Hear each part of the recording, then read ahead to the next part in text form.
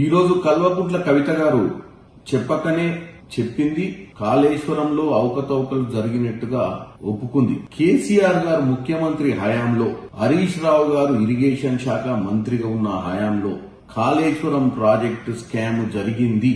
PC Ghosh గారు ఇచ్చినటువంటి నివేదికను బలపరుస్తూ నిన్న అసెంబ్లీలో జరిగినటువంటి చర్చలను కూడా ఆమోదించినట్టుగా మాట్లాడారు. మేము దాన్ని స్వాగతిస్తున్నాం. కాంగ్రెస్ పార్టీకి ఏదైతే అంటుందో వాళ్ళ తండ్రి గారు కేసీఆర్ గారు జాతిపిత అని, జాతిపిత గారి నామస్వరం చేయకపోతే మాకు ఎల్లదని మాట్లాడుతుంది.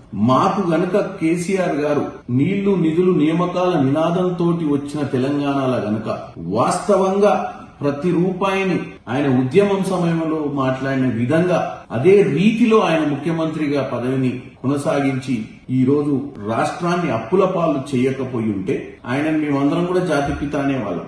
కవిత గారు చెప్పినట్టు 200 ఏళ్లు గుర్తు పెట్టుకోవాల్సిన కాళేశ్వరం ప్రాజెక్టు అంటున్నాను.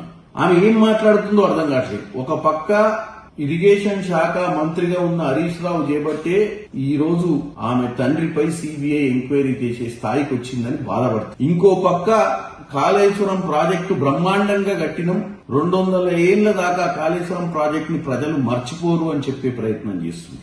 ఇంకో పక్క కాంగ్రెస్ పార్టీ హరీష్ రావును సంతోష్ రావును కాపాడే ప్రయత్నం చేస్తుంది, మా నాయనను నిందల పాలు చేస్తుంది అంటుంది. ఈ కాంట్రడిక్షన్స్ అన్ని చూస్తుంటే మనకి ఏమర్థమైందంటే, ఒకటి ఆమె తెలంగాణ ప్రజలకు చెప్పదలుచుకుంది కాళేశ్వరంలో అవకతవకలు జరిగినాయని.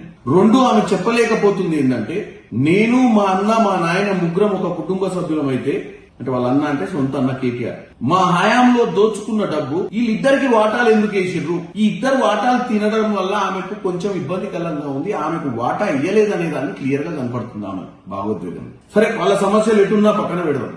ముఖ్యమంత్రి రేవంత్ రెడ్డి గారు ఈ రోజు సంతోష్ రావు గారిని కానీ హరీష్ రావు గారిని కాపాడాల్సిన ప్రయత్నం ఎందుకు చేస్తాడు? ఇది తెలంగాణ సమాజాన్ని పక్కతో పెట్టించే ప్రయత్నం. ఇప్పుడు వీళ్ళిద్దరు ఏబట్టే మా నాయన బద్నామైందు అంటుంది కదా. ఇరిగేషన్ శాఖ మంత్రిగా ఉన్నప్పుడు ముఖ్యమంత్రి ఆమోదం లేకుండానే ఆయన కాళేశ్వరం ప్రాజెక్ట్ కట్టిండా. మరి ఇప్పుడు నువ్వేం చెప్దామనుకుంటున్నావు? మా నాయన పేరు ఆ రిపోర్ట్లకు వెళ్ళి తీసి ఓన్లీ ఇరిగేషన్ శాఖ మంత్రిగా ఉన్నటువంటి మా బావ హరీష్ రావుదే పెట్టండి, ఆయననే సిబిఐ ఎంక్వైరీ చేయాలి, మా నాయన పేరు పెట్టొద్దనే ఉద్దేశమా? మరి నువ్వు పోయి రేపు సిబిఐకి వాంగ్మూలం ఇచ్చేసేయి. సిబిఐకి ఇస్తున్నాం కదా పీసీ ఘోష్ గారి నివేదికను.